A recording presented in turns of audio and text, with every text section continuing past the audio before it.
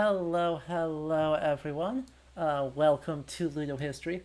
As always, Magistressa, good to see you. And we are joined once again by a guest. We will have her on camera very shortly, but everyone, please do give a warm welcome to Dr. Alyssa Sepinwall.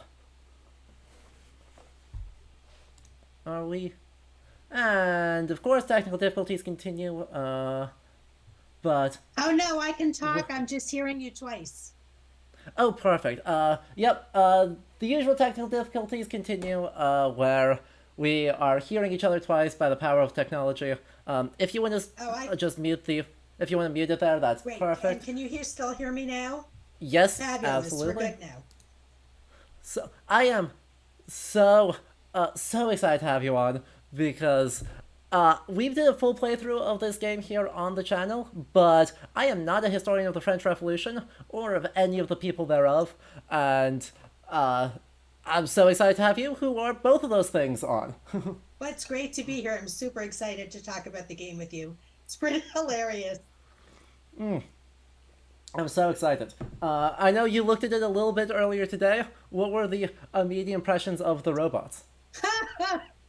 I mean, I'm a French Revolution historian, and on the one hand, it has some really cool French Revolution stuff, but on the other hand, it's a counterfactual history where King Louis says the 16th is like trying to use robots to stop the French Revolution, and it's just funny. It's incredible. There's And some I mean, truly there's a wild narratives female about it. robot who's like has Uh, to kill all the robots, so that's fantastic. Yep. Actually, that was something I'm hoping we'll get to talk about a little bit, because uh, in the game, you don't necessarily get to see that in the character unless you start the character customization yourself, but you can actually make Aegis be a black woman who is Mm, also a robot, wow. which is Okay. some. It's officially non-canon. They kind of ruined it at the last Uh moment, huh. but it's some really fun intersectionality to get to speak with Julien Raymond That's while fabulous. yourself being a black Wow. robot. Wow. It's so fun. That's amazing. I want to know more about the team at Spiders and the people who put this Yeah, together. yeah. The other big game they're known for is called Greedfall, which is basically the French colon. It's like French colonial simulator. Hmm. It's an RPG that's Okay. set in a fictional continent that just happens to have 18th century French aesthetics, Okay. and gives their indigenous people stand-in Irish accents, I believe. Yeah, And part of it, right, is that they're a French studio, but then they're having the games be in English, so there's a whole other level there. oh, we are starting at the most cursed introduction we can possibly have in this game. You'll see it in a moment. But chat, do you remember British Lafayette? We're starting with British Lafayette Okay. because everyone in this game has extremely English accents and is somewhat disturbing. But yes, well, I guess we should introduce you and your work. That's You've got what, two books out? I have three, Uh, in fact. Three, amazing. I skimmed two of them. Mm-hmm. Your biography of Abbe Gregoire, Mm-hmm. that is based on your doctoral work, and then the Slave Revolt on film, Haitian Revolution on film and video games. Yes, and then I had one in the middle that was an overview of Haitian history. It was called Haitian History, New Perspectives. Amazing. I am extremely excited to dig into all of those. Have you done work with video games before? Digging into the Haitian Revolution with that? So no, I'm coming as a Haitian Revolution historian and a French Revolution historian, and I was working on films that were about both to see how they depict this history. And then I found out that there were video games when Assassin's Creed Freedom Cry came out, and I couldn't. I was a gamer like a long time ago, but I haven't been lately, and Mm-hmm. I just like in the 80s. So I didn't know there are games now that would be about topics like slave revolt in French colonial Haiti, in what the French called Yeah. Saint Domingue. So, yeah, I'm actually one of the first historians working on video games in their area of specialty. So, yeah, I've been working on Yeah. France and Haiti for a long time. And so I just started working on these games around 2014. And then my book came out in 2021. And it's super fun to see that there continued to be more interest in Haiti and that we've got Julien Raymond in the game. Remember, I Yeah, saw someone mentioning that you were playing this on Twitter, and I just said, yeah. like, as a joke, yeah, Gregoire is not in this game. See? And you It said, sure like, was. yes, he's a big character, so I'm really excited. We're going to meet him. We're going to talk a lot about him. The idea is we're going to play through kind of the second main level, the first visit to the Ile de la Cité, Yeah. and the rescue of Monseigneur de la Fare Okay. from One thing I want to say is like plot the magic. the comments are like really small on my screen, but there's someone who asked me whether I've read Trouillot, and yes, I'm a big time Trouillot scholar, and so for me, it's been super interesting to think about in what way is this story thinkable or unthinkable to people who make films and video games. And I argue that for Hollywood studios, they can't seem to wrap their mind around funding a film about the story of the Haitian Revolution where Mm-hmm. enslaved black people overthrew their white enslavers. But somehow Yeah, it's been a topic of video games. And so thinking through how is that the case, I definitely used Trouillot. So yeah, right on to the person who said that in the chat. amazing.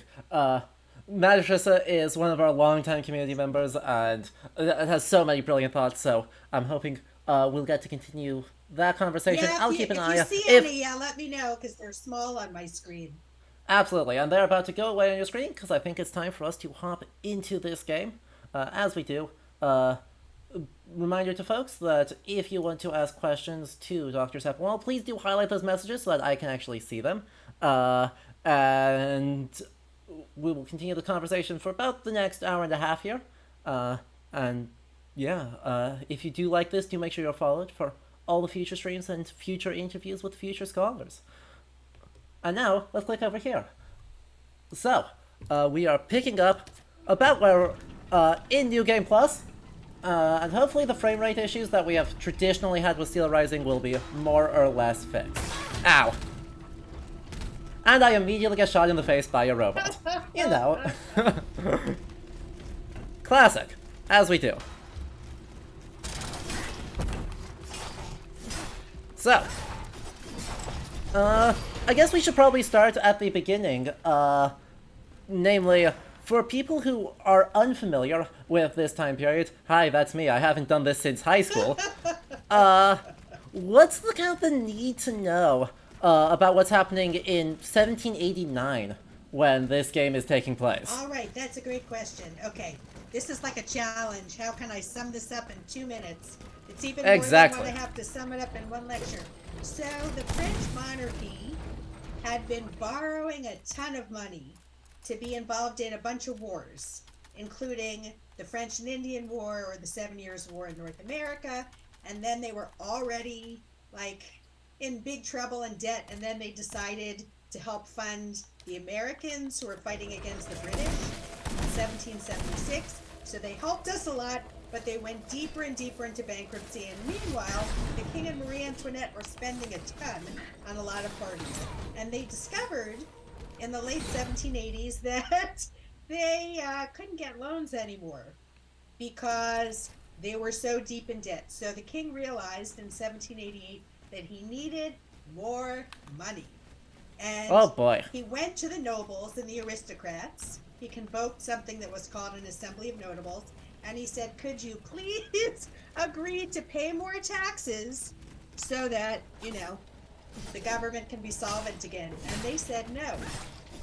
And Yeah. what I tell my students is this was an amazing choice point, a turning point, and they didn't understand the impact of their decisions because if they had just said, sure, we'll help you out, here's some more money, then the French Revolution doesn't happen. But what he has to do next is he has to go now to the third estate, to the rest of the people, and he convenes an institution that has not happened in France for more than 100 years. That's something called an Estates General, which you've got in the game, where Yep. he asks there to be elections. Normally, you don't have elections in a monarchy, right? But now the people You- have to vote to send Yeah. representatives to Versailles, which is where the king was. And what he basically says to people is, Send me your grievances. Tell me what you want to fix. I will help you. Just please agree to pay more money. And that is what you see in the game, if people have played it, the Cahiers de Yeah. Doléances. Yes. These grievance notebooks, and every community in the country is asked to write down what are you unhappy about. And that creates Oh, this expectation that he's going to fix it. So the deputies go to Paris with great excitement, and then they find out that the king really just wants money. The nobles and the aristocrats don't really care about them. And what's going to start happening in the summer of 1789 is that the third estate deputies are going to essentially say, like, screw you all, we're the nation, and we should be the ones who are running the government. And at first they try to have a constitutional monarchy and to keep the king involved. But yeah, the king doesn't like that too much. And so that's going to play out in real life over a few years. But in this game, it's 1789 and he's got the robots. So hopefully that was good. In a few minutes, the French Revolution. That was a phenomenal explanation. Because I think it actually does mirror some of what the game's doing, though by no means all of it. Because in the game, they portray Louis the 16th as just kind of vaguely being manipulated by the Count of Cagliostro, who was very much more popular, from my understanding, in the 1780s than in the 1790s. But, right, building these incredibly expensive robots, and then he's like, we need more people to power the robots. And more people and more money, and so collectively, like, calls a bunch of this to try and get people to sign on to his robot propaganda. See, that part of the game I still need to see. That's going to be awesome. It's pretty great. We only see it through flashbacks, unfortunately, but when we're talking to, say, Comte de Mirabeau and Bailly, they both talk about, and Jacques Necker, they're all talking about how kind of comical the kingdom's finances were. Yeah. And how much the king is just bullying them of like, give me money so I can fund my robot army, or I will just exile you. I love that. I mean, this is supposed to be counterfactual history, right? What if? And yeah. What if he needed money for his robot army? What if he just needed to stay solvent? Exactly. What's wild, though, is that even though there's counterfactuals, there's like a couple moments in here where I think there is a document. I don't know if I've got it anywhere, but there is a document that still accuses Marie Antoinette of spending way too much money. Yep. No, there's definitely There were a lot of attacks against her, and all kinds of salacious propaganda. That was kind of. There were people who thought, oh, the king is nice, the king is fine. Mm-hmm. It's really her. She's the one who's spending all of the money, and they blamed it on her. And there were also debates about whether it was really the king's ministers who were manipulating him, or whether it was really him. So at first people were willing to cut him more slack, but when he flees in June of 1791, and when he leaves behind a letter basically saying, screw all of you, like, you were really rude to me, you were really unfair, and he's captured and brought back, that's really the turning point for the king, where the people say, we can't have a constitutional monarchy, Louis XVI is not the father of the people, he's a traitor. That's where you have there, in 1791, where we move towards him being guillotined. Yeah. So, the game is glitched. I was watching that's exciting. IGN, and they said that happens sometimes. Yeah. The elevator just doesn't... I'm supposed to go up there to meet British Lafayette, and the elevator just is not working. So, that's exciting. I'm unsure how to fix that, so... let me take a look at what I can do there. Alright. Off camera here. I know, darn elevators. How dare 18th century elevators not work? I mean, whoever had the idea, like, were they drinking? Were they smoking? When they said, let's do the French Revolution, but with robots. I mean, that's awesome. Yes. It is actually so much fun, even though there's a couple of game-breaking bugs. Okay. So... if we... I just have to start over. Okay. This is fully game-breaking, so I will just need to start a new file, and we'll just speedrun. All right. So, you'll get to meet Marie Antoinette and Gabrielle de Polignac as well. And we should still get at least 2 meeting Raimond. I don't know if we'll get all the way to getting to talk about them. All right. But, we will at least try. We're just gonna start a brand new game, then, and it will be fine. Thank you, Steelrising. I appreciate having that progress lost. Anyway, it's wild to me, right, in context of what we just said about, the French Revolution, there being a lot of tabloids, basically, that are telling us that Marie Antoinette is the problem. And this game leans into Marie Antoinette is very much not the problem. Which is so weird. She's the one trying to save the French Revolution. You know, actually, it's I very think we weird. for games right now. She is trying to make sure the French Revolution with its guillotines happen. How much longer would we kept here? Or we just simply watch as Paris burns from afar? The rabble are rioting. I'm not sure I understand This that. is the price to be paid for spoiling the masses. The Polignac seems to be much more in line with king the sent us spirit here of the before era. The city went up in flames. He knew what was about to transpire. Yeah, I'm just reading the captions here, what she's saying. I think he is somehow involved in these events. Oh, come now, Marie. True, he can be misguided and somewhat short-tempered at times, but he's no Nero. Then why have we been given no news for so long? Les enfants, Gabrielle.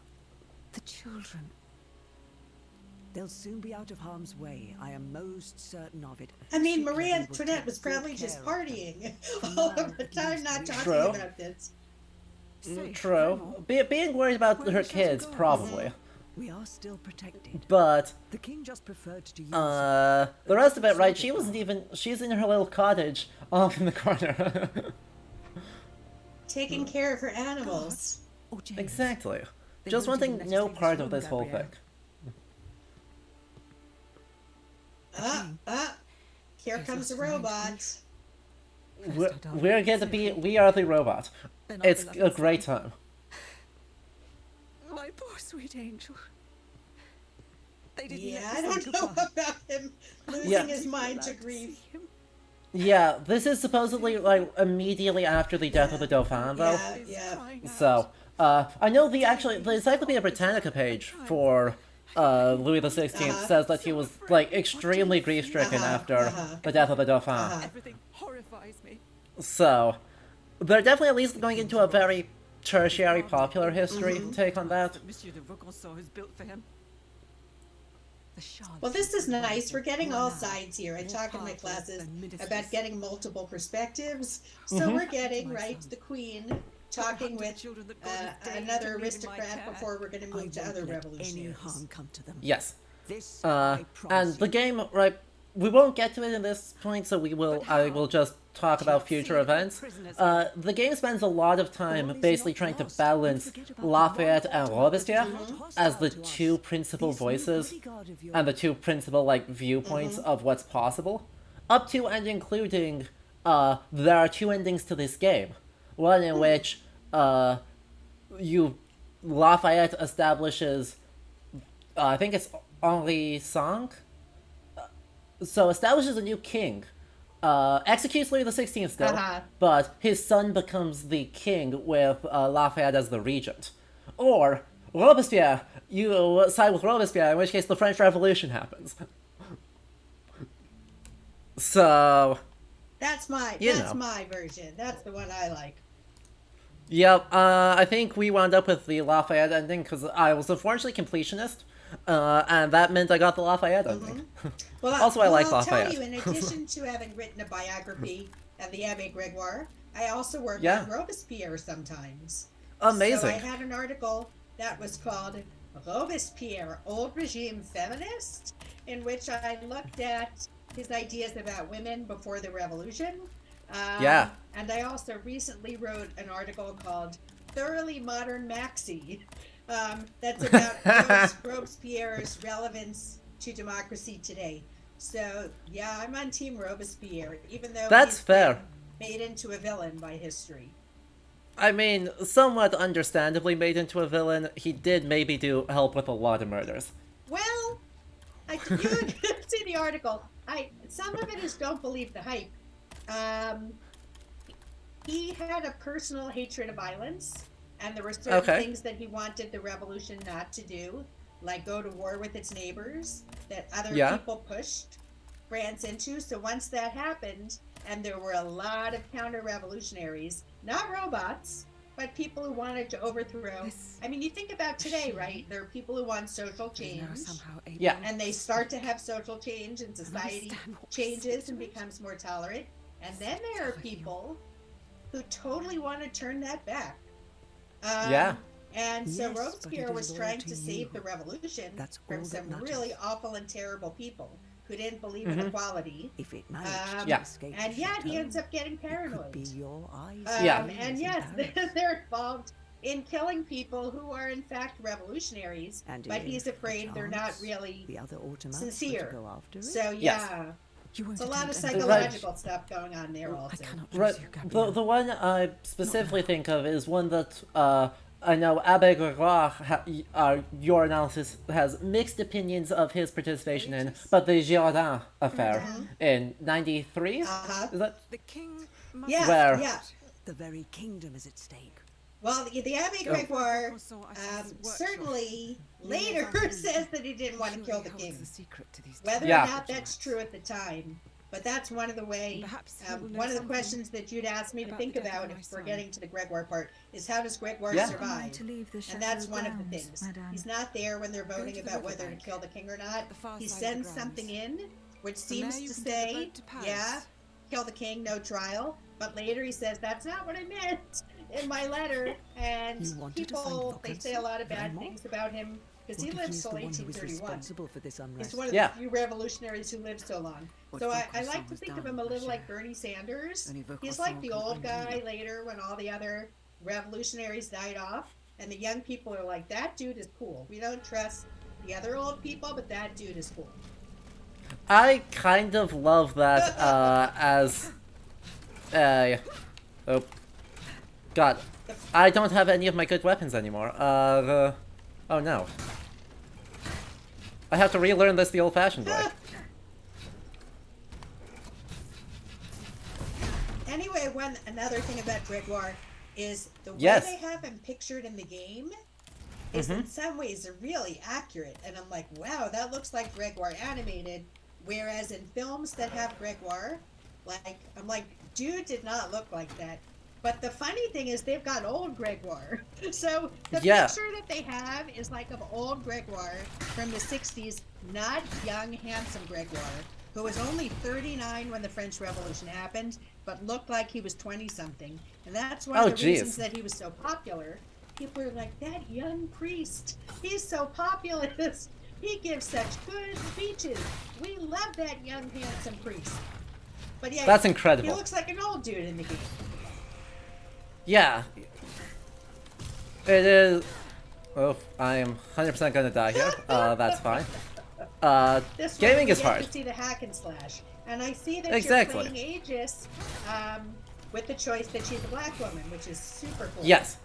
Because the game gives us that option, and I think it's way more interesting to listen to Raymond tell someone who looks like him about the status of black people in France in the 1780s. It's just way more compelling. Yeah.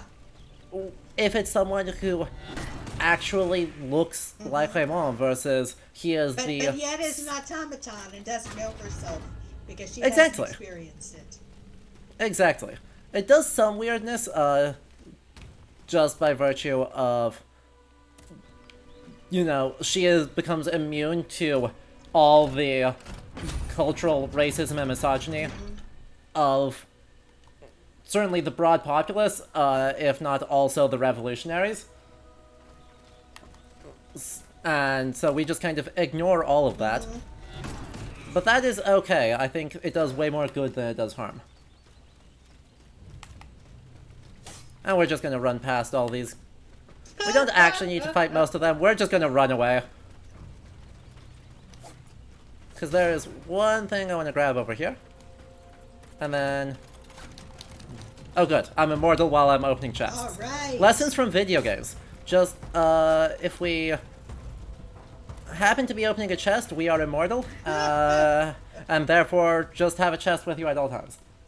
But yes, oh yeah, chat is now talking about the automata of 18th century France. And, in the game, right, we are a fictional nephew of Jacques Vaucanson. Or rather, our creator, I should say, is a fictional nephew of Jacques Vaucanson, who made 3 major automata. One that could play chess, one that could play the flute, and one that could use a pull pen. And they actually, like, these weren't just tricks, these were actually automata that could do those things. They just couldn't, you know, walk around because the machinery required to do it was incredibly bulky. I'm gonna just look up. I know. I think a friend's book Also, had some information about these automatons. Let me just amazing. For a second. Yeah. Oh, they also there's one that is a duck that could digest food. Is another one of his automata, which is extremely fun. Sadly, the less fun part of this is that the Swiss guard did just get murdered. Killed by the automats that replaced them. Okay, let's see.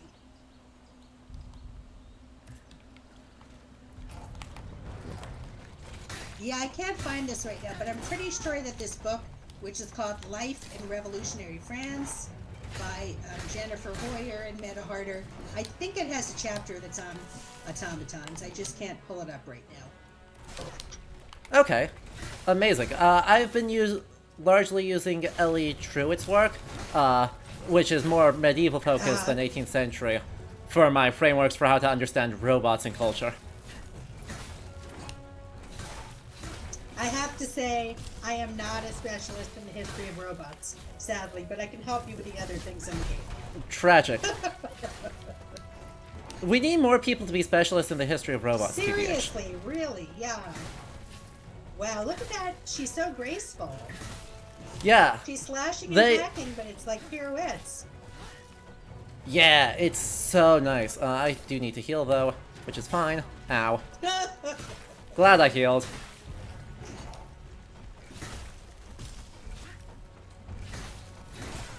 Ow. I don't have any more heals right now, so we're just gonna need to play stop backing into a corner. I can't kill this thing if it's standing in the foliage.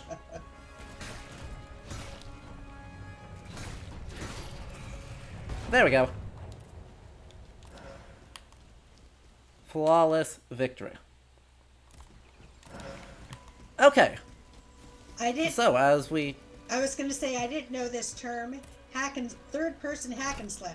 First-person hack and slash, until I was watching this IGN review. Amazing. It's...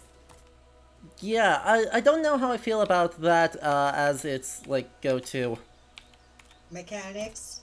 No, go-to genre, to exist, because there's... In a lot of ways, it's more similar to a game like Bloodborne, which is more tactical. It's just... There's this movement in games to try and be this, like... combat-heavy game, that then also... It just encourages really strategic aggression. And they're all like, how do we be more aggressive? How do we be more aggressive? And so, because we are a robot, we can, like, we can force it cool. So, instead of just, running around, running out of energy, and then being stuck, we can force, our things to cool down at speed, but at cost of causing us to become encased in ice because, you know, we rapid cooled too much. So, it's a really... Actually, let's see if I can make that happen. Just to demonstrate. I've got this. Because it'll be really exciting if we get as far as the Société des Amis des Noirs headquarters. That's where I'm hoping to get Yeah. to. That is where I'm hoping to end, is if in an hour and a half we can get to, or in the next hour or so, we can get to the Société. I think that's going to be a really successful stream. All right. Because that's when we meet, Raymond. We'll have met Gregoire by then. The riverbank is just. So we just beyond need this wood. to, run away from everything. Because we don't have to fight too much stuff to actually get over there. Yeah, so one thing I can say in the meantime is that it seemed to me Absolutely. when I was checking out the game earlier that you've got kind of like old Gregoire in 1789. First of all, one thing that I thought was hella weird is that he's hanging out there with the Bishop of Nancy, Monseigneur de la Fare. And Yes. in fact, one of the things that Gregoire did when he gets to Paris, so he's elected to be States General from the clergy, not from the Third Estate. And there had been a movement at the time, I talk about in my biography of Gregoire, which is called the Abbé Gregoire and the French Revolution, the Making of Modern Universalism. You can get it from Amazon or UC Press. It's in paperback now. He gets to, so he's part of this movement in the 18th century to combat inequality in the church. You've got these parish priests who are combating the hierarchy. They're saying the bishops are living like princes, and meanwhile, This our boat will parishioners take me to are really Paris. suffering. And so,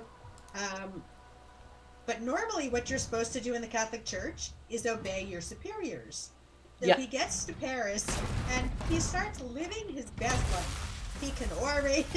He was winning people over. Everyone loves this Abbé Gregoire. He's so cute. He's so handsome. And he starts speaking out to criticize the church leaders, like his own bishop from Nancy, Monseigneur de la Fare. And so I've read primary sources from other priests who are there, and they're like, oh my God, I hate that guy. I can't believe what a jerk he's being. I can't believe he's being so rude to our bishop. Like, he's got his 15 minutes of fame, and he's using it to be really rude. So I found it really puzzling that he's hanging out with Monsieur de la Fare, Monseigneur de la Fare, at the Société des Amis des Noirs. I don't know why the game has de la Fare there, if he was a conservative. And then on top of that, it's like old Gregoire is there, like Gregoire who once the French Revolution fails, when Napoleon takes over and then the kings come back in 1804, Gregoire is that old dude who still believes in the revolution. Just like Bernie Sanders, who's still believing in socialism decades after it had become unfashionable. And at that point, Gregoire is just really mad at his contemporaries. He thinks people are stupid. How did they, I mean, I'm exaggerating a little, but how did people let the revolution disappear? And he turns from politics to scholarship. Okay. Now, he had been a writer before. He'd entered some essay contests. These essay contests included things about how to change the status of the Jews. He was a parish priest. It's like American Idol for the 18th century. Like, you enter an essay contest and you might become a famous intellectual and meet, you know, Voltaire and Rousseau. So he was writing before, but like the idea that he's like just the guy who's a scholar and sits and writes notes, that really doesn't happen till later. 1789, he's running around railing against the aristocracy, and he's like, you know, it's a real hardcore revolutionary, and he's one of the revolutionaries who says to the priests, we have to be on the side of the people, and gets the priests to join with the Third Estate. Yeah, so it's like old Gregoire for me in 1789, but he still looks like himself. That's amazing. I will point out there's another case of this exact same weirdness, because your entire group of friends that you accumulate over the game eventually move to the Convent Cordelière, which I looked up later was not like the only member of the Cordeliers that is in the game is not one of the few people that does not join them at the Cordeliers convent. It's who is it? It's the author of Dangerous Liaisons. Shows up near the very end of this game.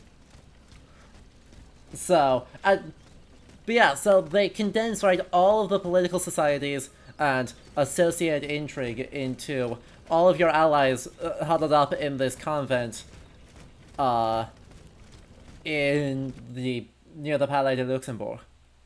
Yeah, so the fact that this is from a French studio made more sense to me. First, I'm like, who are the American developers who did this game and stuck in the Abbe Grégoire?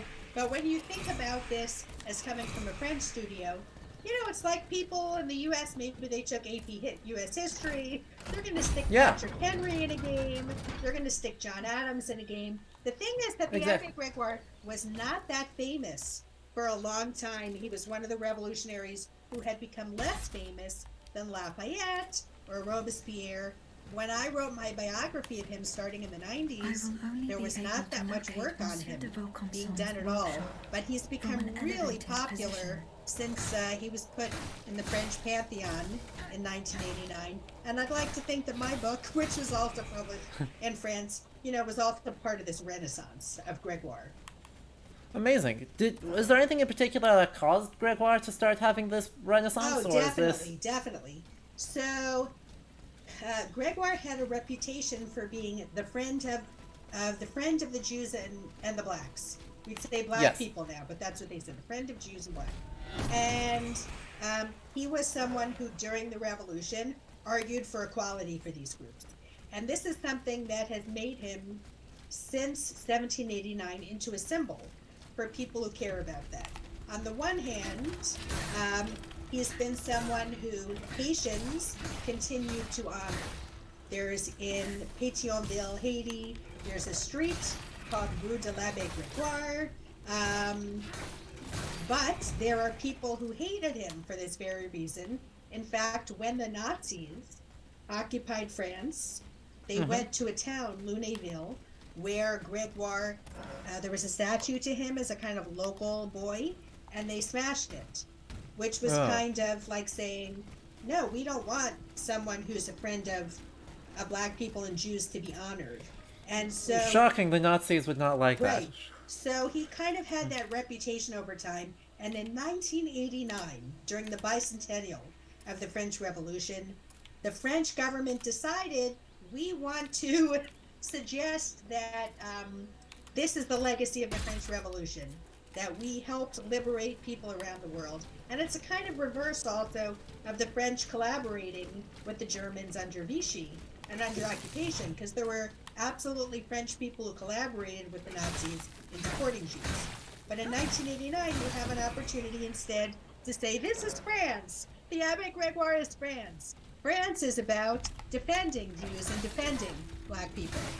So that was the hope, that in putting him in the Pantheon during the bicentennial, that would kind of cement the image of France as this wonderful place, even though there is a lot of racism still in France. Yeah.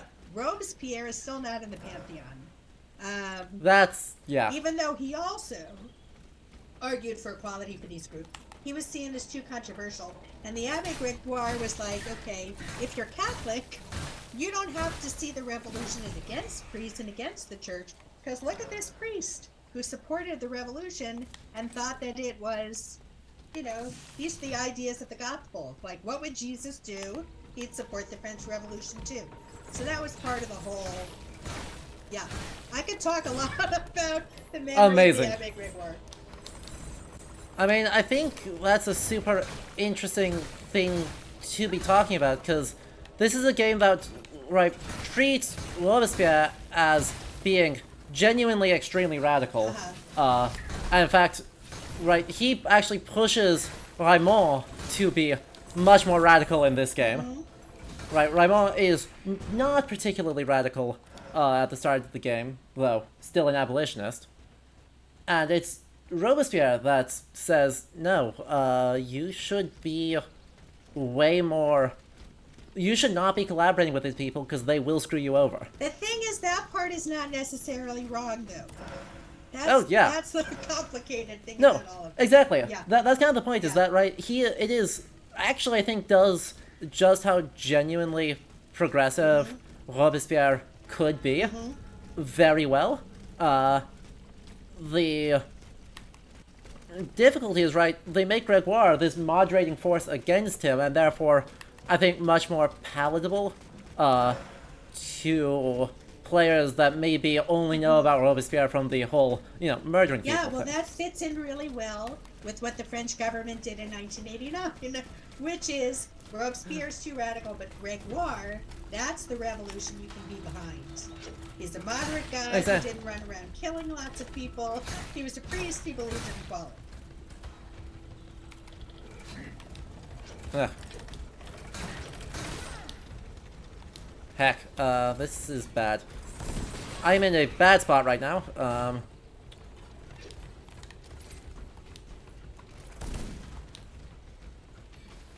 guess just do this. I have no There's healing one of the items left. dogs. Okay. I have no healing items left and 2 dogs. I'm not too worried about this. Get the dogs. Exactly. Actually, technically they're cats. Okay. Because they're the Bourbon lion. Okay. But they're dogs. Anything with 4 legs in a video game is a dog. We're just gonna run. Okay. I think we're just gonna run fast through this whole area, cause we only sort of need the stats.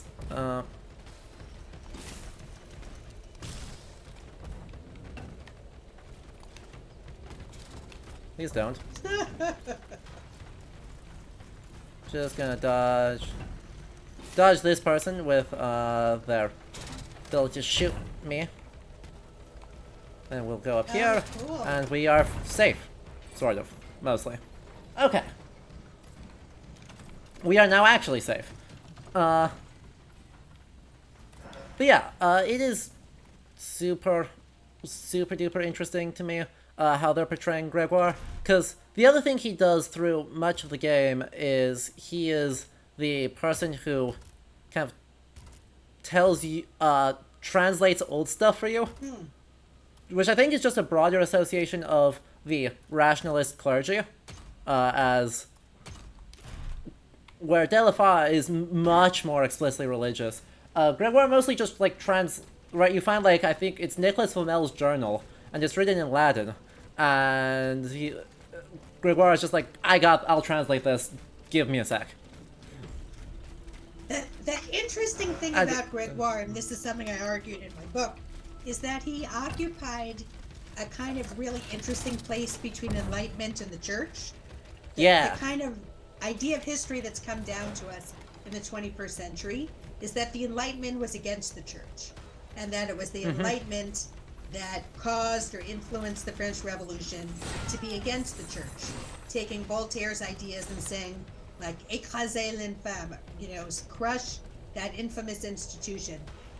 But when we look at Gregoire, and we look at young Gregoire, and I had to do this in archives in France, which was really fun to find these documents people had ignored.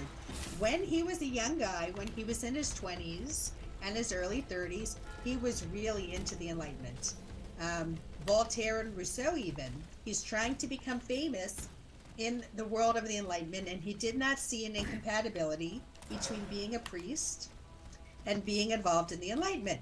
Now again, there were people like the hater I mentioned earlier, the other priest who goes to Paris and is like, oh, that guy. There were people who said, that guy is like just too worldly, right? He's living this life outside the church, hobnobbing with secular people and with aristocrats. But he's really into it. Later, though, after the French Revolution, he kind of has some remorse about this. And he said, it was a mistake of me to be, reading these authors or talking about these authors, or even saying that people could be anything they wanted. Let me back up a second. One idea that Gregoire is really famous for, and that is key in my book, is this idea of regeneration. That people could be made perfectible, that the revolution could take humanity, which had been made corrupt and like stupid and ignorant by monarchy, and it could turn them into new people who could do anything. It's kind of Enlightenment optimism. Well, Gregoire says, looking back later on the French Revolution, it was wrong of me to say that people could be regenerated and perfectible because original sin. I should have just recognized, right, that until Jesus returns, that we can't be perfectible. So he has this Sure. kind of complicated relationship with Enlightenment ideas over the course of his life. And I watched this part of the scene in the Société des Amis des Noirs headquarters. I don't know about him talking about alchemy. That seems weird to me, but Yeah. it fits with the game. Exactly. Ultimately, the game needs to justify its own magic, and that was how they decided to do it. So, I'm not too concerned and or upset about them doing that, cause right, someone has to fill that role, and I mean certainly of the people in there, right, it's either someone like Bailly or Lavoisier as the Oh, Lavoisier ones in the that could game too. actually do That's that work. cool. Yeah. Okay. My friends, when I was talking about this on Twitter today, people were getting excited. My friend who works on Jacques Necker, she was excited. Yes. I'll have to tell my friend who worked on Lavoisier. There's genuinely so much fun, about how this game does history, because even though it concentrates everything into a few very famous figures, my instinct with the French Revolution is that there's just a lot of very big egos happening in the French Revolution that make it, like, really quite suitable for this very personal history. How much does that gel with your research of that? As much as it is a story of systems and of broad things, it's also a story of some very big egos. Right. So, there are a couple of hundred people who come to Paris as part of the Estates General, and then when it becomes the National Assembly, you've got these deputies from all over. And it really is a contest to see who's going to gain power, who's going to gain rhetorical power. And scholars have pointed to Robespierre, the fact that he speaks so beautifully and passionately, that's what gets him so many other revolutionaries following him. But Gregoire also had really great rhetorical power. Yeah. You had mentioned when we were chatting before that I say that I have a love-hate relationship with Gregoire. And yeah, sometimes he's really self-righteous, and he didn't think that women should be involved in politics. So obviously, as a woman, that's something that I laugh at. And also, he thought that Jews should all convert to Christianity, even though he didn't want them to be oppressed or discriminated against. So sometimes he really gets on my nerves. But that's fair. He was a beautiful speaker, and particularly when he's denouncing racial prejudice and when he's denouncing enslavers. You just look at the stuff that he wrote in the 1790s or 1789, and you can imagine him saying it today. It feels so modern, and I just want to put fire emojis after it. And when you consider also how much hatred he drew from proponents of the slave system, that part I'm like, go Gregoire! True. Yeah, I wish we had time to explore more of this game, because there is a whole sequence that it's Raymond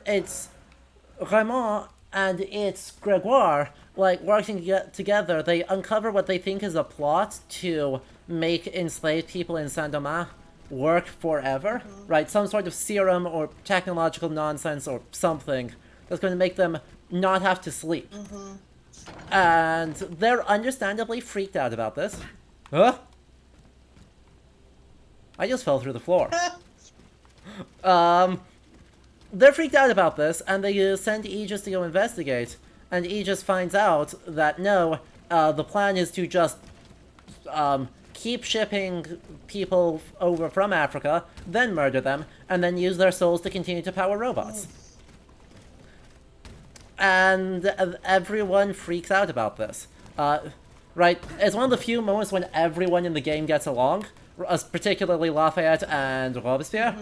Just get along, and they're both like, wow. Hold up a minute.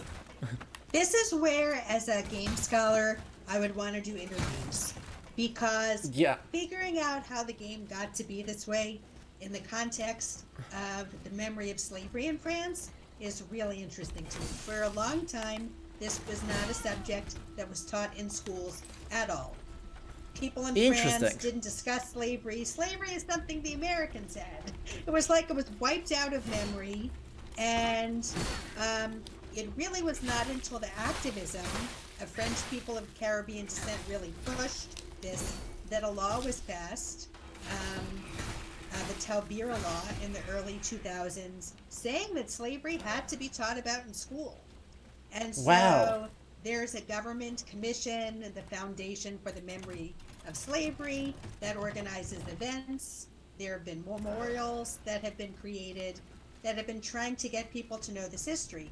So it's still not in every game, though, right? So would like to know, are these white or black developers, or both, in Spiders? And who was it who really decided we want to have slavery in this game, instead of it just being like what we call Franco-French, just about what happened in Paris, and forgetting that there's this Caribbean and slavery dimension to the revolution, because a lot of French wealth was coming from enslaving. Yeah. I freaked out when I rolled up to the Societe my first playthrough and saw that, like, Raymond was there. Because I was like, wait, what? Who is this? Because Raymond is not a figure that I had any, like, awareness or connection with prior to this game. And then they were just like, oh, yeah, no, we're just gonna have an entire sequence where we're just talking about, you know, the fact that if slaves landed in French soil, they were officially free, and so they would just kidnap them on the boats. Yeah, so... and prevent them from entering French soil. Or, like, French soil. So first I have to give a shout out to Katrina Kiefer.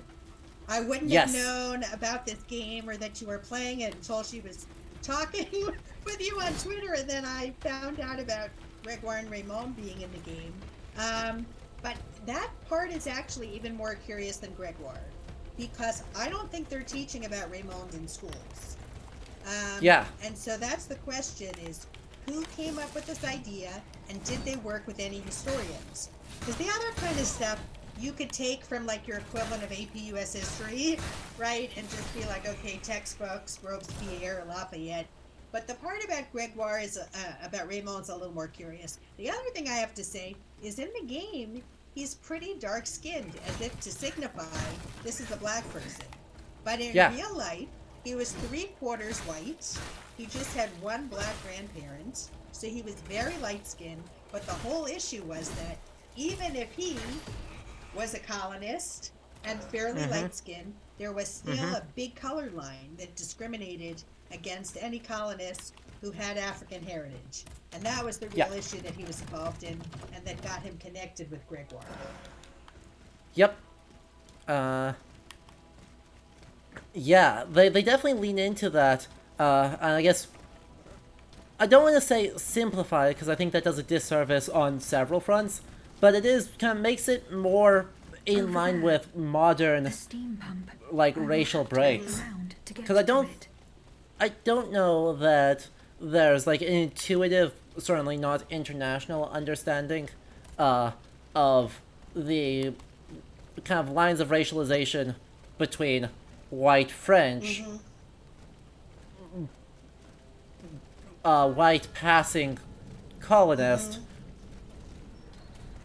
and free person of color and enslaved person. Like, that's a very messy system. And I'm not sure how easy it is for some Right, if you just see Raymond and he's very light, and you don't know his history, how you don't understand today that he would be discriminated. All right, where are we now? We are fighting a blacksmith. The blacksmith is lighting me on fire. Ow.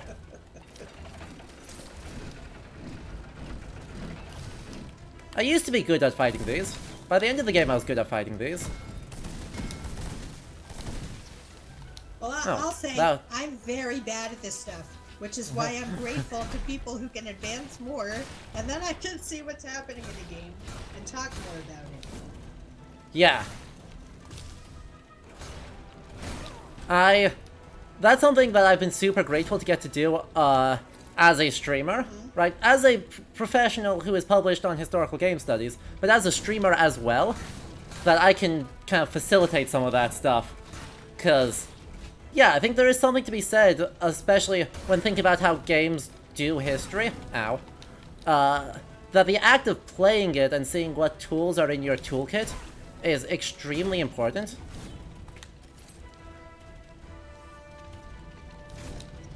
Come on, Aegis, get him. Get him!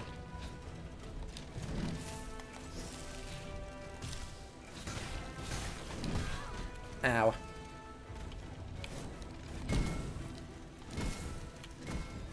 We're just gonna back off, continue to heal up. We got him like halfway. That's fine. Ow. I am one hit away from death. I should actually use the other big heal. Okay, he keeps doing this one, and he's a jerk.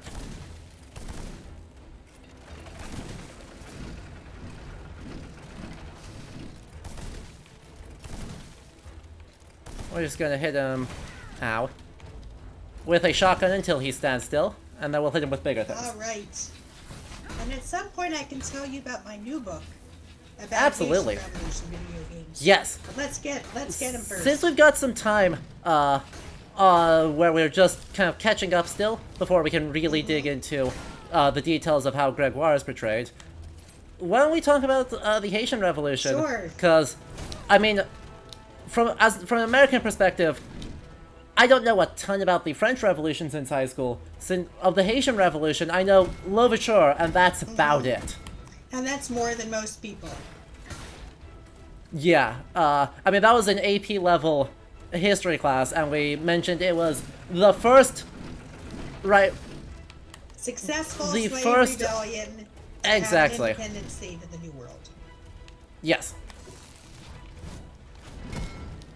And that, the main figure, oh, that's bad, that is, the person to know from this time period is Louverture.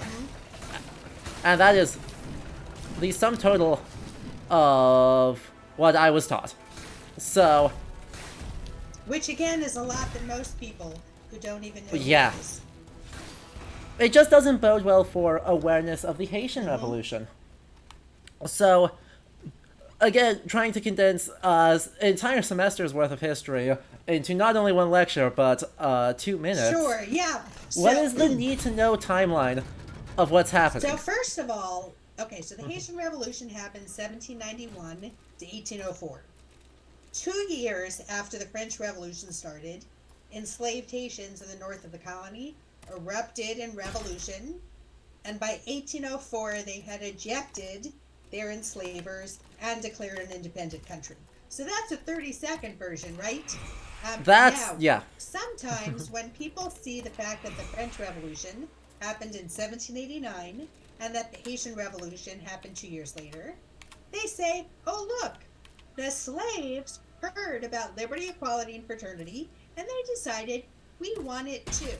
But that is extremely simplistic. It assumes that enslaved people were fine with their condition, and it wasn't until someone told them about these French ideas that they decided they wanted to be free. So, if I can curse on your channel, that's a lot of bullshit. Please. Enslaved people had been resisting their condition ever since they were kidnapped, but they were outnumbered, and it was hard to engage in slave revolt when, if someone tried to rebel, they were crushed or tortured. So what basically happens is after 1789, the French are now occupied fighting each other. The revolutionaries are fighting against the forces of the old regime. And then you start to have people like Julien Raymond, who were wealthy people of color, fighting against racist whites. They say, I'm just as rich as you. Why are you discriminating against me just because of either the color of my skin or the drop of ancestry that I have? And so Raymond, for instance, is going to Paris and saying, I should be in the National Assembly. I was elected by my peers, and white colonists are trying to stop him. That's how he meets Gregoire. So while you have this fight in the colony between whites in favor of the French Revolution, because it was a French colony, he was, between whites in favor of the Haitian French Revolution and whites against, and you have people of color fighting against whites. Enslaved people see this chaos, and they say, this is the moment when we can... Siri's talking back to me. Stop talking, Siri. Okay. Siri is very confused. Yes. All right. They decide this is the time to launch their revolution. There are a few other things that I should add. One was that this was the wealthiest colony in the New World. So France derived a huge fortune from the coffee and the sugar that was grown in Haiti. But it was a very brutal system. And so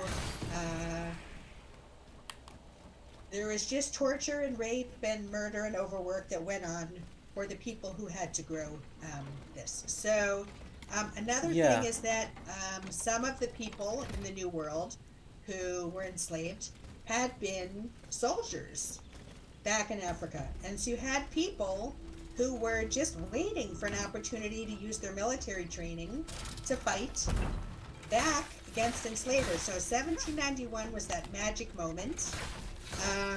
And you have people rise up, and eventually they do win.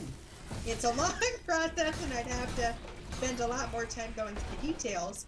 The revolution was originally started by a man named Boukman and a woman named Cécile Fatima. But then Toussaint Louverture takes it over, and he's the figure that becomes the most famous. But there are a lot of important leaders in the colony too, including Julien Raymond. Okay. It's interesting, right, that one of the first figures is, or first leaders is a woman. Yes. Right, that's not something that... Is often dropped out of history. Correct. And, I mean, the same thing happens in this game, right? If I criticize this game's representation significantly, it's that someone like, in the context of the French Revolution, right, Olympe de Gouges is not in this game. The Instead, Women's we have March... a female robot, right?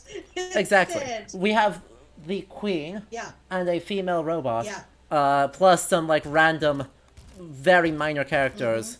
And women were so important in the French Revolution. They were in every revolutionary crowd. They were protesting. They're cursing. They're saying, we need, bread to be cheaper so we can feed our families. You have women who joined the revolutionary armies, even if sometimes they had to disguise themselves to do so. So that's definitely been something that scholars have been trying to write back into the history of the French Revolution for the last 30 years. But I guess what we see here is that the game is trying to be more modern in including slavery, but it's not more modern in that all of the revolutionaries that we're seeing are men. Yes. The game has done the same glitch, which is fun and exciting. So, I really wish it hadn't. Because I can't progress to see anyone interesting as long when this exists, but yeah, I seem to be playing too fast because I'm forgetting to check the steam pump that says it's broken before I fix the steam pump. And so I fix it, but the game looks at that and says, no, you haven't checked it yet. It's not active to be fixed. And since it's not active to be fixed, you did not fix it. So we're going to do a quick loop. Okay. And we're going to see if I can activate Great. it And then one more time. Once you're there, then I can tell you more about how the French Revolution has been forgotten and what film and video games have to do with this. Yes. I mean the Haitian Revolution. I'm getting confused now that we're talking about both. Yes. I mean, if you know anything about the French Revolution in film and video games, that is also right. Because it's not one of the time periods that gets like picked a lot. Certainly in Anglo-American dominated industry, right? Well, for video games, not as much as some other things, but there are so many films over the last century that are about the French Revolution. And so one of Yeah. the things that I note in my recent book is we've got Russian Revolution films, we've got American Revolution films. The Haitian Revolution was one of the most important events in modern world history. It inspired enslaved people throughout the Americas to try to be free too. But there's no major Hollywood epic about it. And I argue that's one of the reasons that many people don't know about it. On the one hand, there's this effort by all of the countries that had been enslavers to try to forget about Haiti. Again, someone had invoked Michel Rolfe-Trouillot in the chat. He looks at Yes. the way the Haitian Revolution is silenced in history. There's this real effort. We can't talk about it because if we do that, it's going to inspire Black people to rise up and to think that they can be in control. So there's this effort not to talk about it. But then again, that's reinforced when we don't see that in film. So I examined this phenomena. Why are there not epics on the Haitian Revolution? But I also look at the films that have been made, including a forgotten Hollywood film from 1952 called Lydia Bailey that was about two white Americans falling in love in the middle of the Haitian Revolution. What? And helping Toussaint Louverture. And then films by Haitians. And I Yeah. look at the way, I mean, here's a game that's involves Haiti that's made by people in Paris. And Yes. so I talk about the imbalance in who has the capital to create a game. Wealthy Americans and Yep. wealthy French people in countries that benefited from the wealth generated by slavery can now create games more easily than people in Haiti, which was left impoverished after enslavement. I left out the part where Haiti is then treated like a pariah nation by all the other countries. And the only Yep. way that they're able to be recognized is by paying the French back. They agree to pay 150 million francs after 1825 for the property they stole, meaning themselves. So they're a pariah nation. They're kind of put into poverty this way. And then who can make films about this history? Americans who choose not to, French people who choose not to, although we're seeing a little bit of change. And these films Yep. by Haitians that are made on shoestring budgets, I have to track them down and find Haitian directors to send me zip files because you can't get them on DVD and they're not on Netflix. So Yes. then the question is then if film studios have been afraid of this history, and in my book I see when people tried to make films on the Haitian Revolution, studio execs who tend to be white have said, "Oh, great, where's the white hero?" And there's really not a white hero in the story unless you want to like make the Abbe Gregoire a big figure Yeah. in this story. So without a white hero, they do not want to show a story of Black people killing white people and it being justified because the white people were being cruel and brutal. Yeah. So they haven't made the games, but then somehow we've got Assassin's Creed Freedom Cry, we've got Assassin's Creed Liberation, we have other Yeah. games like Red Dead Redemption 2 that have a positive Haitian figure. So that's what my book looks at. And I have to say, because it's the 12th of November, my book is on sale for the next 4 days. It's only $18 at the University Press of Mississippi website. Maybe I can drop Good. that. Let's see how I can drop that into the chat for you. Yeah, links should work. If they don't, send Okay. it to me and I will drop it in Let's chat see. for you. I've got to find the chat. Okay. Amazing. Also, while we're doing that, Magistressa did want you to know, ask if you could repeat the names of those first wave of important figures for the Haitian revolutions. Okay, hold on. I didn't get that right. So let me pop this in here. Okay. Perfect. There it is, chat. If you are watching the VOD, I will make sure it's in the description. I have to mute you again. There we go. Okay. I think I'm better. Can you talk? Yes. Oh, good. Now we're we good should be again. good. Okay. Awesome.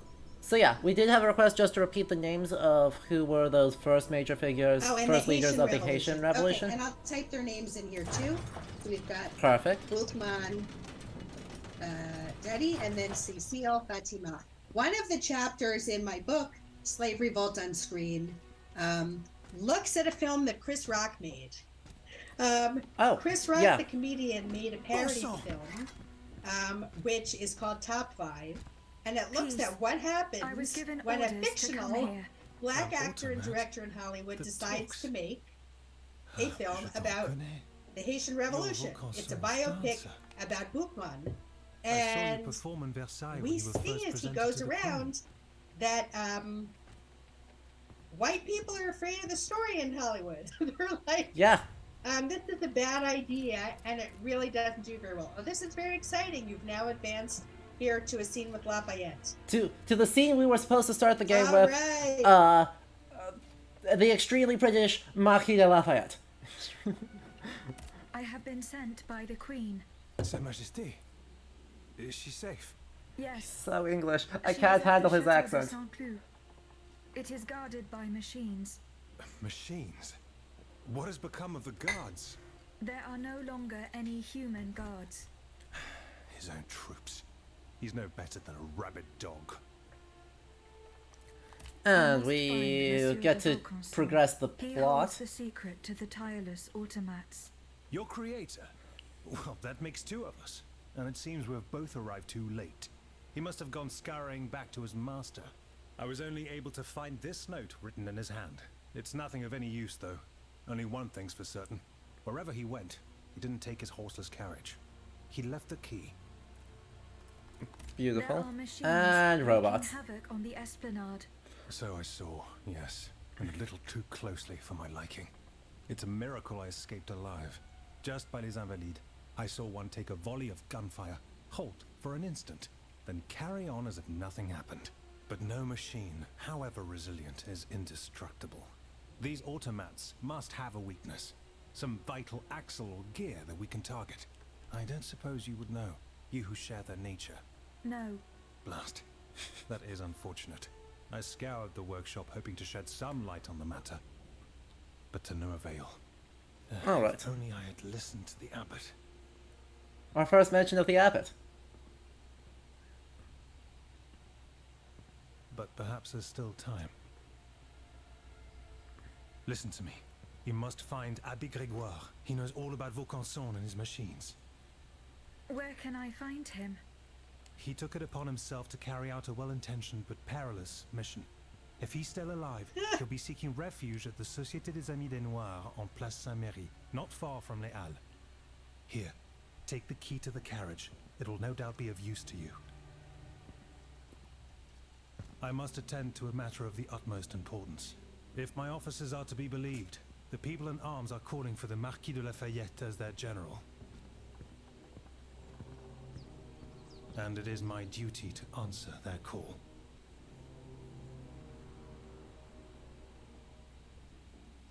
Thank you, Lafayette. I love this. The Abbé Grégoire is like Obi-Wan Kenobi. Like, you have to find him. He's our only hope.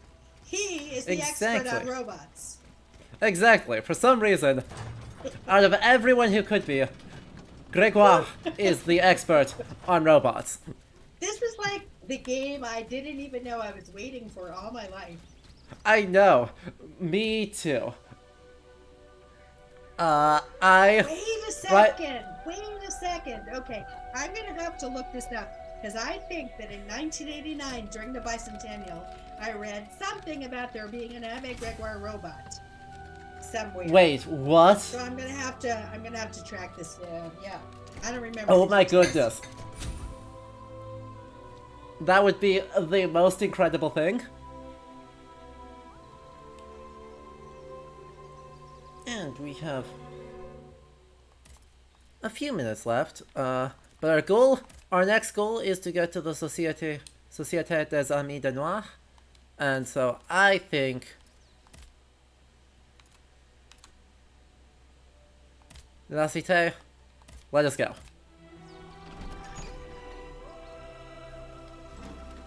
Because we should run to Grégoire first, and then we'll run into Haima. Because he doesn't make it, I don't remember which of the two, but regardless, we're going to meet them both pretty quickly in succession.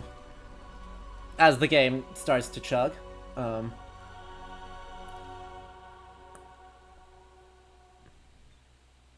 yes, unfortunately we won't have time to get all the way to the Delafa boss, and then you have them all sitting around talking, because I think that would take about an hour to get to, and we don't have that much time. But we will see how far we get. In the meantime, they did suggest, or Lafayette suggested, that the attitude of Louis towards Louis XVI was, you know, very bad. And in your, I think it was in your dissertation that I saw, you said that Grégoire describes Louis the Capet as a monster. What was it that made, besides asking for money, what was it that made Louis XVI so monstrous to So first of all, Grégoire in particular? yeah, he's not saying that in 1789. He doesn't say that till 1792. And that's when they're getting rid of the constitutional monarchy, and it's after the king ran away, and they discover the letter where the king basically says, F you, I tried to work with you all, but you're all a bunch of idiots, and you're ruining my country. So, why does he hate the monarchy so much? Grégoire is a poor guy coming from the countryside who worked as a parish priest with really poor people. And when he gets to Paris and he sees how lavish is the lifestyle of all of these aristocrats and the king, and he thinks of all of the taxes that his parishioners have to pay, he sees that as absolutely monstrous.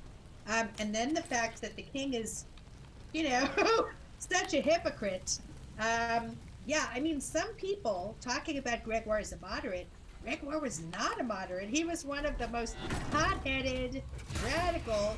He's the one who introduces the motion to abolish the monarchy before a lot of other people are ready to do that. Imagine you live in a country that's had a king for hundreds of years and in whom God is seen to have appointed himself.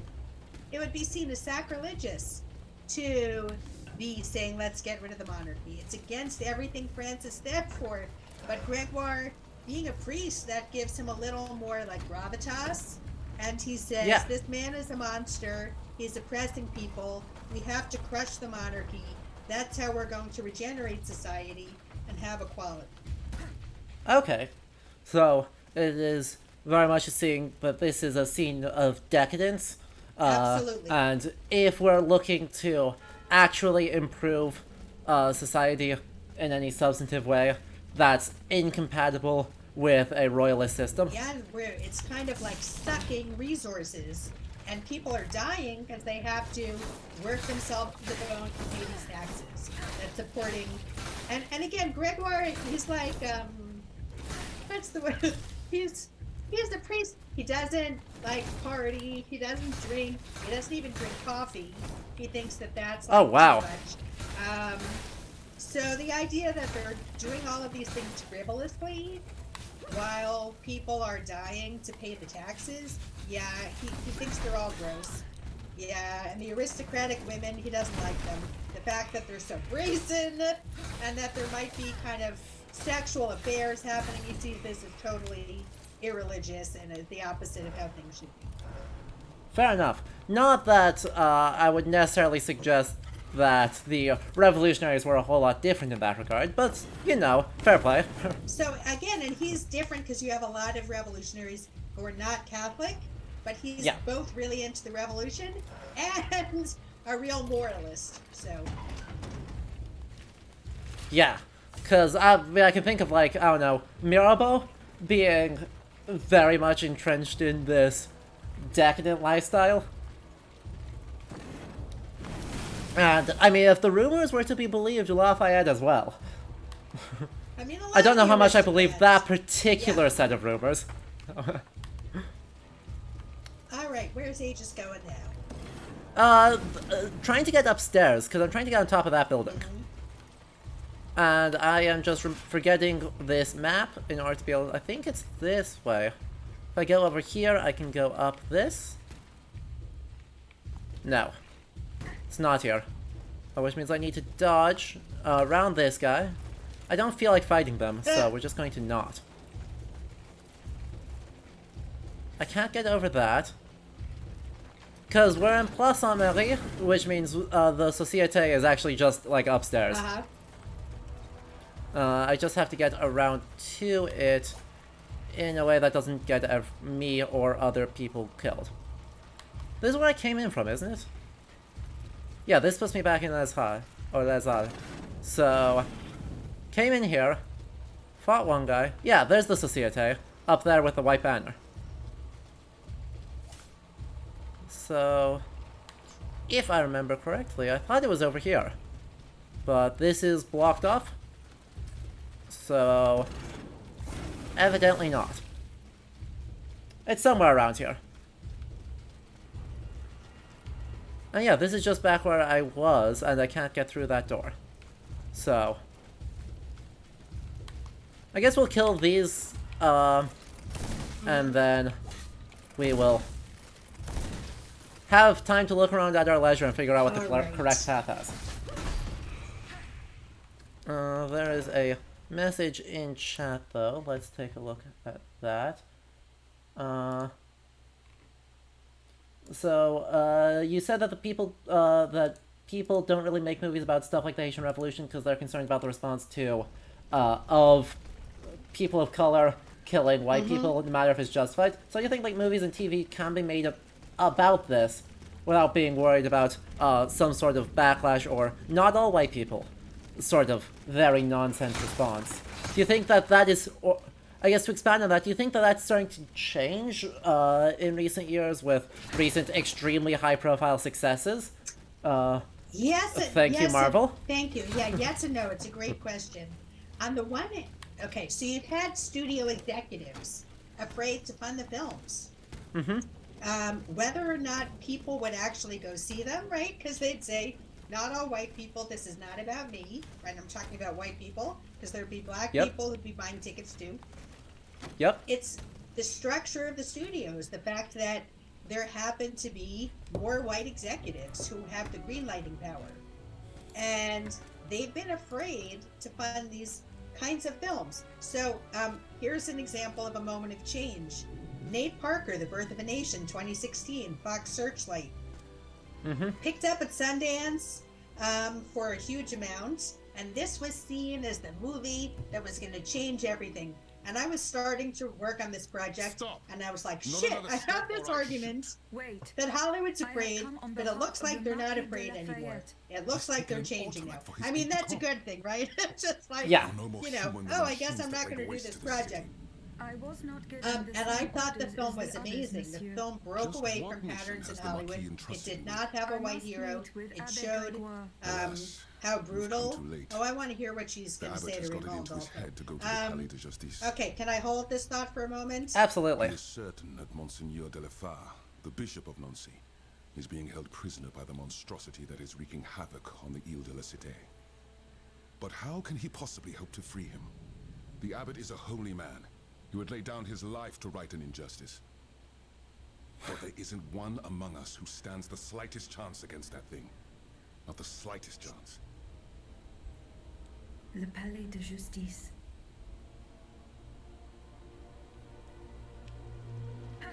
Oh, goodbye. We'll have to go back up to try and talk to Raymond more. Because all he said, basically, was, as it turns out, the abbot is a holy man. And he would die to eliminate injustice. Exactly. Yeah, okay. What? So I'll just finish with Birth of a Nation then. So this was an amazing film, and it broke with these traditions that I've talked about of needing to have a white hero in films about Black history so that white audiences won't feel attacked, that they'll say, oh, that would have been me. I would have been Matthew McConaughey in Amistad. Or I would have been Matthew McConaughey in what's the one where he is leading the slave rebellion in the South? I've forgotten the name of that one. But Birth of a Nation totally moved away from those tropes. I thought it was amazing. And what happened? There was like this campaign against it, and people didn't go see it. I think it was A.O. Scott of the New York Times who called it a must-see and won't-see film. And and there were various issues, including Nate Parker having been accused of sexual assault. But I note in my book, Slave Revolt on Screen, that Casey Affleck had also been accused of sexual assault, and yet people still went to see his movie. Yep. And he got an Oscar. So it was somehow this idea that people didn't want to go see this film. It was too bleak to really remember how things really were. And after that film didn't do very well, I worry then that studio execs are not going to want to take the same chances. Now, that leaves us another film, Black Panther. Yeah. So, in some ways, again, Black Panther broke away from these patterns. It showed studio executives that white people around the world, even in Asia and other places where the white studio execs in Hollywood assumed they could not sell a picture that was all black protagonists, they showed people would see the movie. It made huge amounts of money. It broke box office records, and it involved black violence. But, as I note in the end of my book, there were still certain patterns it fit to that made white executives comfortable. We've got a white hero in the movie who's a CIA agent, of all things. Yep. Which is Gotta really, love government propaganda. Really ahistorical. Then the violence is black on black in the film. So you've got T'Challa against Warmonger. And so audiences can root T'Challa on against Warmonger. White audiences can. And so those are some issues. I have not seen the new Black Panther film, Wakanda Forever, that just came out. So I'll be interested. And apparently that film points towards the Haitian Revolution at the end. Ooh. I hope it's not a spoiler, because I haven't seen it. I'm just reading the news. But Toussaint Louverture is invoked in the film. Exciting. There's some scenes that were taken in Haiti in partnership with a Haitian videographer. Let me find his name. I just followed him on Twitter. I want to give him some credit. His name is Mozart Lewis. Exciting. So that's all very interesting. But still, I see these patterns where this is a story that the people with the capital, with the money, have been afraid to fund, while meanwhile Haitians who want to make this story don't have the money to do it. Yes. That sounds depressingly familiar. So it's a long answer to that question. Yeah. But yeah, it's changing in some ways and not in others. All right, here we are. We've got a speech. Oh, yes, I'm curious written if by this is a real Raymond. speech.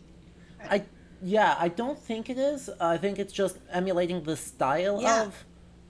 I tried to hunt down some things with some things that like Mara had written that the game sites, and there. Thank you to Zoe Alden for locating those, I believe. One of my chat members located those. I think Ailey also translated them. Ailey's asleep right now because she lives in France, but you helped translate some of them as well. In order, and we were like, these don't line up. It was a tirade against Mirabeau and a tirade against Lafayette, so a very Marat thing, but they weren't the same as what the numbers suggested they were. You ran through Google Translate? Yeah. I think I did ask Ailey for a little bit of help through that, Zoe, as well. But yeah, it does seem like, it's saying just a hint of how brutal that hint is, where, mistreated with impunity without the judicial authorities paying any heed to the dispute between the two parties. Only the white man has access to any redress. A very subdued way of saying that, but, at least, again, acknowledging it as at least technically present. And I wonder if it's gonna Monsieur. The abbot is in danger, mademoiselle. Do you mean to help him? I will go to I the just Ile de popped la the link for Cité. my Gregoire book in the chat too. Perfect. All right, let me listen in here. sadly, he just says, hey, go save the abbot before we can talk. Which is, you know, understandable, I guess, but I wish he would have let us talk, because, as I said, he is the only piece of dialogue, or the only bit of dialogue, that is actually universally accessible. Right, at any point in the game, you can just talk to him about the experience of black folk in, France in this period.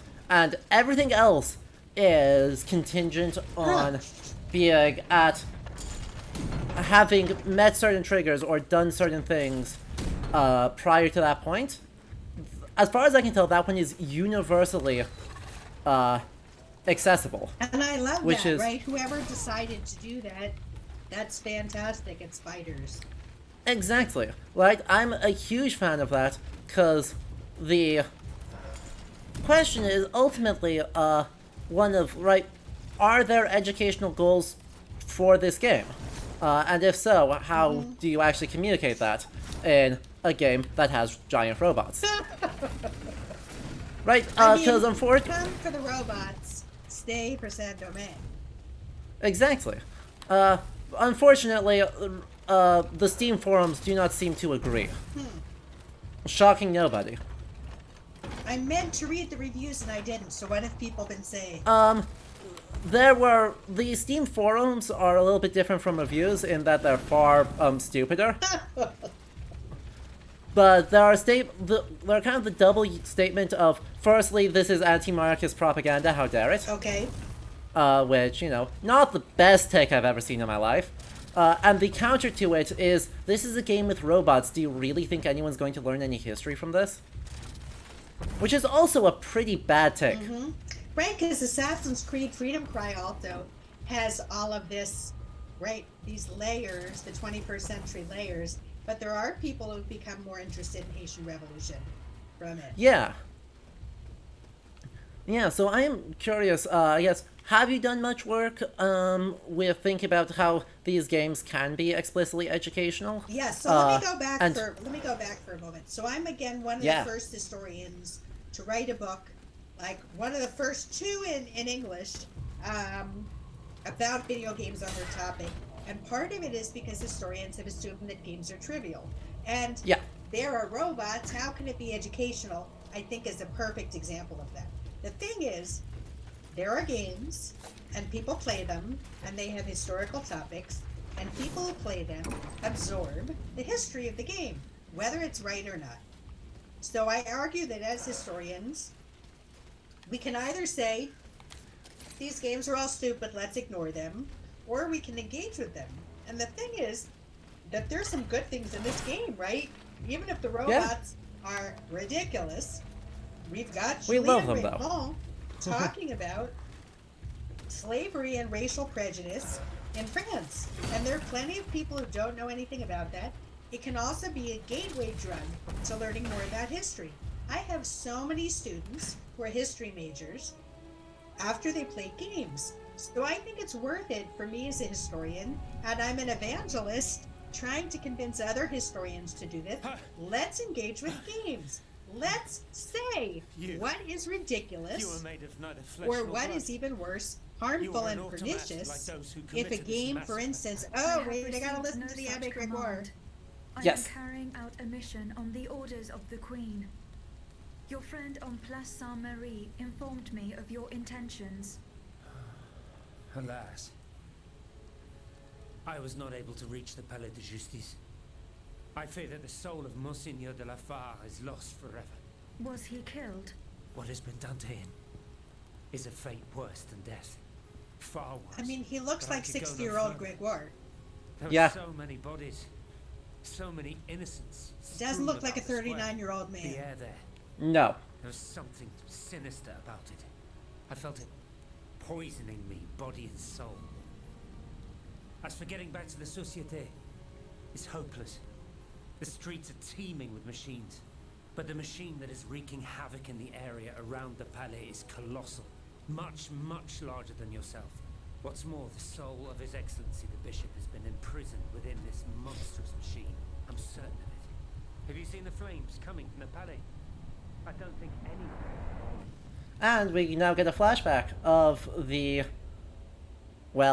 of Louis XVI at Monsignor de la Fare, with the Abbé right there. So I think this is the swearing in of the Third Estate. I, Henri de la Oh, Fare, very Bishop cool. of Nancy, ask the Lord to bless this assembly and watch over this meeting of the Estates General.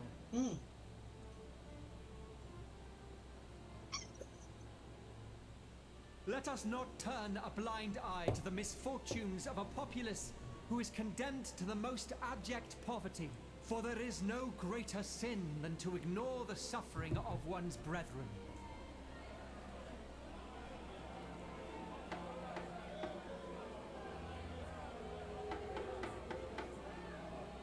This is not real Lafar. No. The wickedness of the court is an insult This sounds to like misery that what you said Gregoire would be saying. Right. in such dark times, how can one conceive of hiding away to play shepherdess? Or Yeah, this tinker is what with Gregoire would clockwork say, yeah. contraptions? Saying that, by the way, while the king is directly behind him is a bold the choice. bishop wouldn't be Don't. saying this. So yeah. Mon Dieu, what happened? You stopped moving. I feared you had broken. I do All not right, know. so back to what I was only saying touched before. this ring. I think that Monseigneur de la historians Fare, have to ring. call out. We have to engage Whoever you are, with help him, games to please. say what Yeah. parts are harmful Let not and that what soul be actually is forever good. lost. For instance, I Make argue haste. that Freedom I Cry beg of you. from Ubisoft, Assassin's Creed Freedom Cry, even if there are some things that are also ridiculous in the game, that it shows the slave system and the perspective of enslaved people in a way that no film has done on Haiti. Yeah. And so I think that game is very good in that sense. So I think it's important for us to pay attention to games and give people some guidance.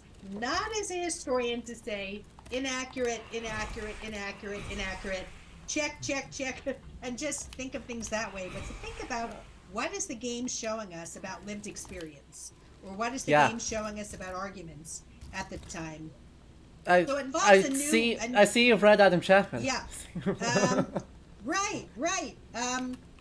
We both like Robert Rosenstone, which is where I get some of this from. So not thinking about accuracy in a new way. Again, influenced by Rosenstone, thinking about larger issues and not just because a game could like have the Abbe Gregoire looks the way he does and be really stupid and offensive. Yeah. Yeah. So I make an argument for why historians really should. Building on, again, the work of historians who've already started to do this, but not at this kind of length that Chris Kempshall has written about World War I games that I have on Haiti. Well, I missed my jump. It was a good idea. Yeah, that book also just came out. I need to get him on at some point as well. Oh, he's great. I know. I've only gone to talk with him a couple of times, but it's him and Stephen Kuroga. I'm gonna try and get on when we're doing World War I, because they're both excellent and like have some really good insights. I'm 20th century. I don't do 18th century. I really don't do 20th century. All right, I'm reaching the end of time. Oh, great. All right, we have one more boss fight. It sadly is not Monsignor de la Fare, but we do have one more fight. So I'm just going to say that Magistrisa was talking about Yes. Marie-Louise Codavid. My friend Nicole Wilson in England has been helping to revive her memory and to show places in England where she lived. So that's been very cool. Yeah, thank you again to Stephen the 12th Basket for the question before. Yeah. Oh, let me just read this here from Magistrasa. Yeah. Yeah, an investment Absolutely. in not letting people know about it. exactly. Chat, if you have any final Yeah, questions Zoe, while we're finishing up. Yeah. I see found all of... I wouldn't be out of a job with at the rate this chat is going. Right, because by the time... They do such a good job on, at this point, of finding all the same research I've read. At this point, I'm just going to be, like, completely out of a job. Okay, so let me just jump in. Zoe is raising some really important points, right? That this is not just about Haitian Revolution, but other hidden histories and marginalized stories.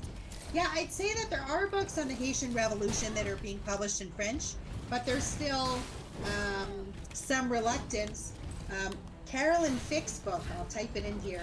Carolyn Fick, The Making of Haiti. It's a really fantastic book. It came out in 1991 or 1992. It took them a long time to be able to get a publisher in France to translate it. Oh yeah, Gregoire Ghost wrote the speech probably. Yeah. Oh, okay. And I love that Zoe is bringing in here this article from, I think this is Emil Hammer. Yeah, Emil is wonderful. Let me just pop up one more thing in here that's in open access, because I like to share things that are in open access. Okay. It's just a little piece that I wrote about. Okay, no Age of Revolutions. Give me a second. Gone, all that remains is the massacre.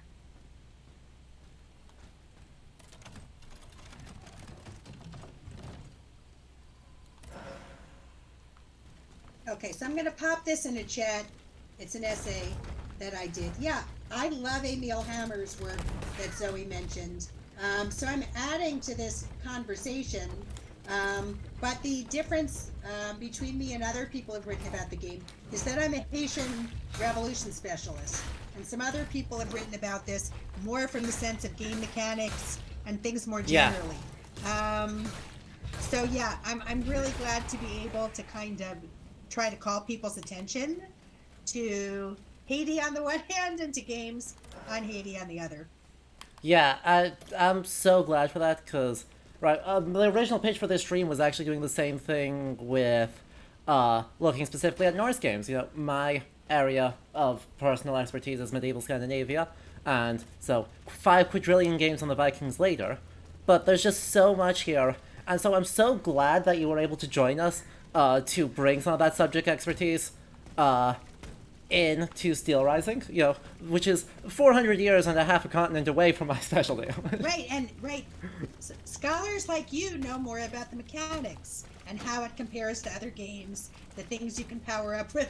But I know the narrative about the French Revolution and kind of figure out what exactly is the game doing and what does it mean today. Talking about slavery in Raymond is important. That's important that a game company decided that they were going to do that here. Not having women revolutionaries, that's another choice. So that's the kind of thing that I want to call people's attention to when we're looking at a game like this. I mean, and they're robots, so what could be bad? Yeah.